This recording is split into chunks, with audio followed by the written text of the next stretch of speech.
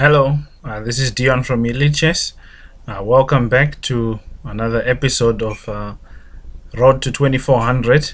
Now, it's clearly been a long journey and a long road, but that's definitely one thing to always keep in mind, that chess takes time to become a stronger chess player, especially to improve.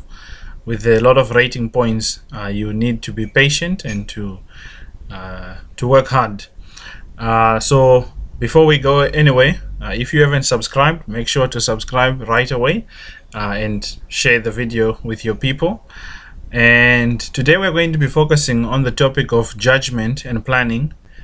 Many people or many coaches will use the word evaluation or many books and videos, but judgment and planning was the title of a book by former world chess champion Max Eva, my favorite world chess champion. So that's why I title using the word judgment more than evaluation. Basically, if you don't have the right judgment of the position, you are always going to follow the wrong plan. And many times there is error in your thinking.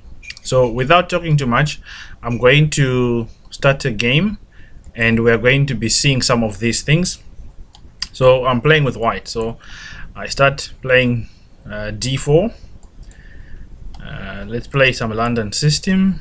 My opponent plays c5, which is one of the most challenging lines, but now he sort of hasn't really followed the idea with queen b6. But now it's just some opening.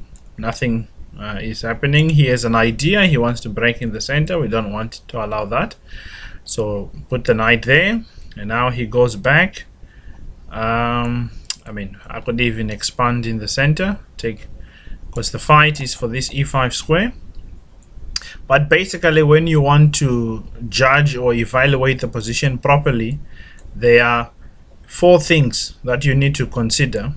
These four things were in the famous book by Grandmaster Kotov called Think Like a Grandmaster. And number one is to open lines and diagonals.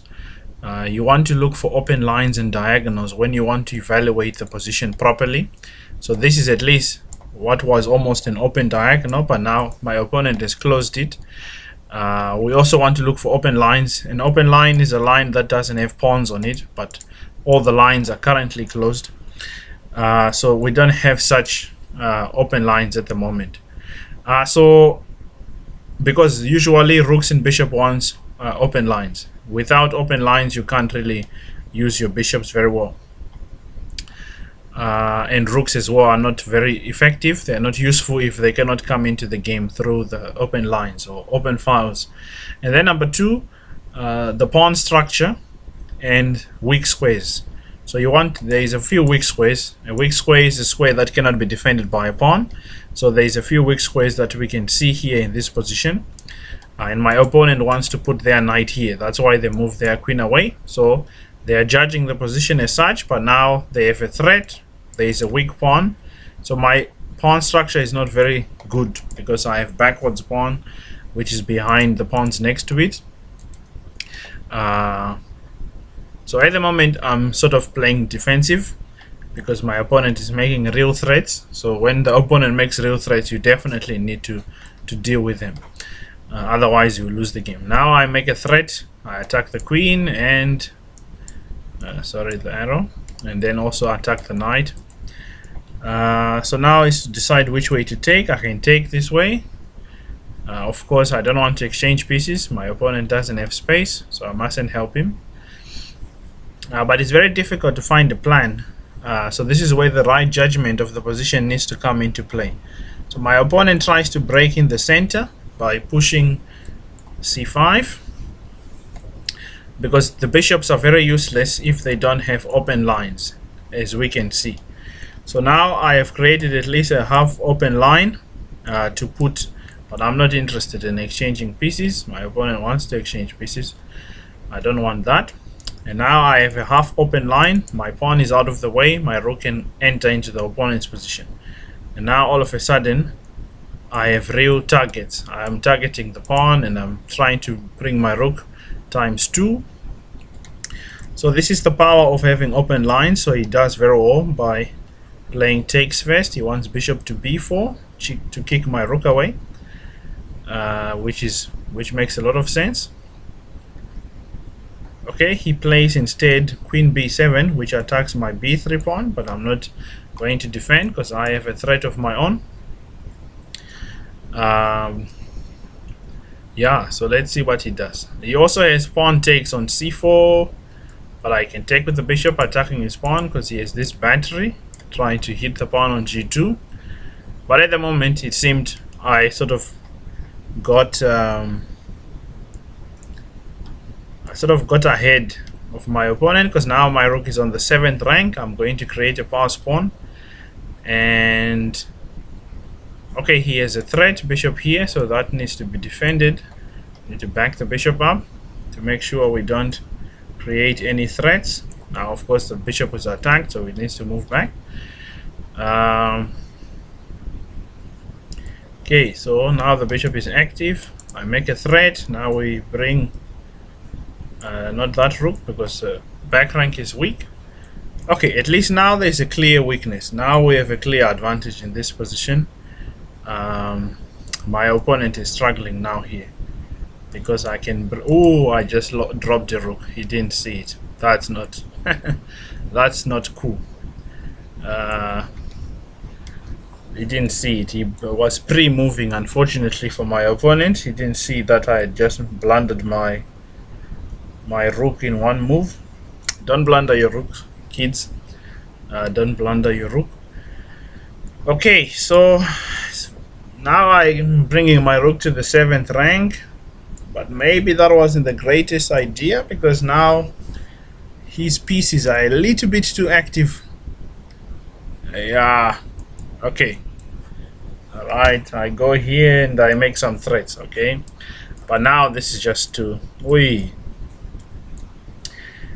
This is just now a scramble for the most part. It's not really chess anymore. We can't really discuss chess things here because it's just who doesn't lose on time. But yeah, the chess problems seem to have stopped for some time. Okay.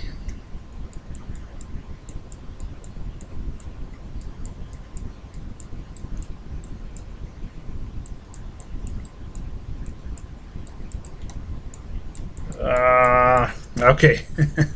Yeah, well, in the end it was a bad game. I was not able to to win on time, but I played very well. The time pressure of course got to me, and I sort of lost the plot. Okay, let's go again. So I mentioned the first two things: the open lines and diagonals, and the pawn structure and weak squares, and then piece placement. You want to see where your opponent's pieces are, and then the space and center. So we're playing the Ruy Lopez at the moment, very popular. In the World Championship match, they are playing that opening, but my opponent decided not to play the main line. He plays exchange. Okay, so he castles, bishop d6, d4. Okay. One of my problems in this opening is I've never actually taken time to look at it to know what is the main lines. I just played, but I don't really know the main moves in the opening, which is generally not a good idea anyways.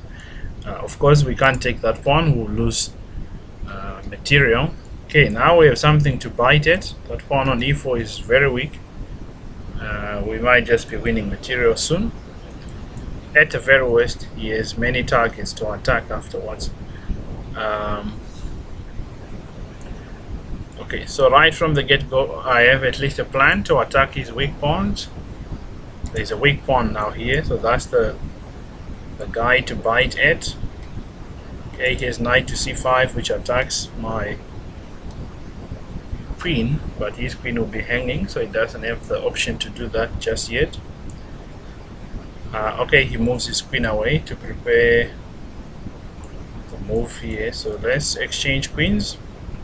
So one of the plans when the opponent has a isolated pawn is to exchange pieces. But now he makes a threat attacks my knight, so let me make a threat back to win time. Yeah, I'm not happy with this queen. Queen is very annoying. I'll be happy if it gets traded. As like I said, the plan. I'm judging the position based on the weakness here. So my plan is to find a way to exchange the pieces that are defending. Now I can just sort of bring. Okay, that wasn't. Yeah, okay. Everything is defended for now. There might be tricks with a knight on c5. But for now, there is no threats. Okay, bring the rook to d7. Alright, so his knight is dancing quite a lot. Let's move back. So in terms of piece placement, my opponent clearly has the better pieces for now, because, well, really not actually, because his knight was the best piece that he has, and now for some reason he has decided to exchange it. And now somehow it doesn't make sense, because now for sure, okay, he had tricks. My opponent had tricks. He's winning an exchange. Yeah, now it's a little bit challenging. Let's give check. We don't want to exchange pieces for sure, especially the queen. Now that I've oh, and I lose the queen. Ooh. Yeah. That's not good. Yeah, that's game over. Okay, it's not going very well today in the road to 2400. Let's see if he wants to make a rematch, and then we'll summarize on some of these things at the end soon. Okay, doesn't want a rematch. Let's not waste time. Let's play one more game. But clearly, of course, just naming the things won't suddenly make one very good at them. It will take a lot of practice. Like I said, the opening, I was already not sure of what I was supposed to do, so my judgment of the position was not very good from the beginning, so my mistakes will happen like that. So normally when you blunder, actually, most of the time it doesn't even have anything to do with the blunder itself. You are just not sure of what is the right plan to follow. And when it's like that, your mind already won't be able to make the best decisions. So that's why working on judgment or evaluation is very key, and this can be trained. And one of the ways to improve your evaluation is to practice by solving exercises that have positions that you need to evaluate, positions that you need to find a plan, and then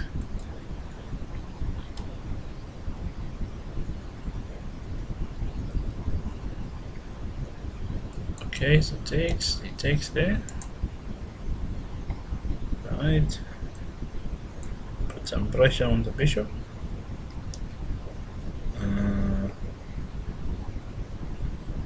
Yeah, but also I must say, props to people like GM Hikaru, how they are able to talk and play very well at the same time. It's definitely hard work, that's for sure, but it's not an excuse for the bad games. Hopefully it will strike the lesson even more about the importance to judge the position properly. With the wrong judgment of the position, you are going to make many mistakes. You need to judge every position you play and then find the right plan. So you are going to find the right plan based on the open lines that you have, based on the pawn structure and the weak squares that the opponent has, and the piece placement, who has good pieces, who has bad pieces, and finally the space and the center, so that then you can come up with the right plan. So let me quickly try and do that. So I have the C file right now. I have an open C file. I have my knight, which is looking good there, but it seems misplaced. So right away I know my plan is to fix my knight. And my opponent will probably take here. That makes sense, because I threatened to jump. So by judging the position, you know what plan to follow. So your plan can always change, because the plan in chess is usually about 3 to 4 moves long. That was a mistake, I'm thinking. Yeah, because I can play knight takes here. Okay, I'm sort of sacrificing some things, but it should work. He takes with his bishop, I take with my bishop. He takes with his bishop, I take with my queen. And okay, I'm giving away the exchange, but my knight is too powerful for that. Otherwise, I'll keep defending the whole time. So my pieces are, and also the center, I have not been able to really challenge the center. So white has been ahead for the most part. So this is sort of to create chaos. But that was a very soft move because he allows this now. I mean, he has some funny threats with here, but I can just chase this knight away and then there's nothing. That was a very bad move. And he didn't judge the position properly, and hence he made the wrong plan. All of a sudden, I'm winning now. Okay, so he takes here. I mean, taking his knight would seem very nice, but with his attack, his pieces are placed very well to attack my king. So that would be very pointless. And he still insists on sacrificing his... okay, let's exchange pieces. Since he's attacking a lot, this is one of the best way to defend. If your opponent is making a lot of threats, simply exchange pieces. It's called simplification. It gets rid of the opponent's threats like that. So now I can just chase this. Take this bishop away. Chase this annoying knight while now making a mistake at the same time. But anyways, the knights were maybe too strong. I still have a very powerful knight on c3 that he can't get rid of.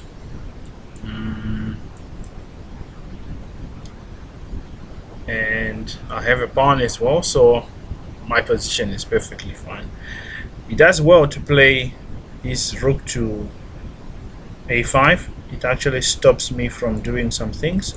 So let me bring my queen here and bring my bishop here just to improve my pieces, to stop rook a7 also. Thank you. Finally, at least the power of the knight shows itself, and with that, it's game over. Okay, well, a quick summary. So when you are judging the position, if you want to find the right plan, you need to look for the 4 key things you need to look for: open lines and diagonals, the pawn structure and weak squares, piece placement, where are the pieces, your pieces and your opponent's pieces, whose pieces are better, and space and the center. Now, of course, these things won't all be learnt in one video, one short video, I must say. But one practical way for you to already start using this: find exercises on evaluation. That's what most books will call it. Or you can just go on the internet and search for puzzles for evaluation and try to use these 4 things. And by you working hard at it, you start to find better plans during your games. Of course, the first 2 games were nothing to go about. This one also was a little bit all over the place, but at least hopefully you still took out some things. And yeah, just to close the video, be sure to take advantage of the 40% Black Friday deal sale that Elite Chess has right now. The link is right below. You see it right underneath the video. So take advantage of the sale. It's 3 one-hour lessons where you are going to be focusing on the areas you need to improve. So you basically sit with the coach and you tell him or her what you need to improve right now, and that's 3 one-hour lessons at a massive discount. So be sure to check that and get it today, because the promotion is tomorrow. Thank you so much. I hope that you enjoyed the video, and as always, keep chessing. Bye bye.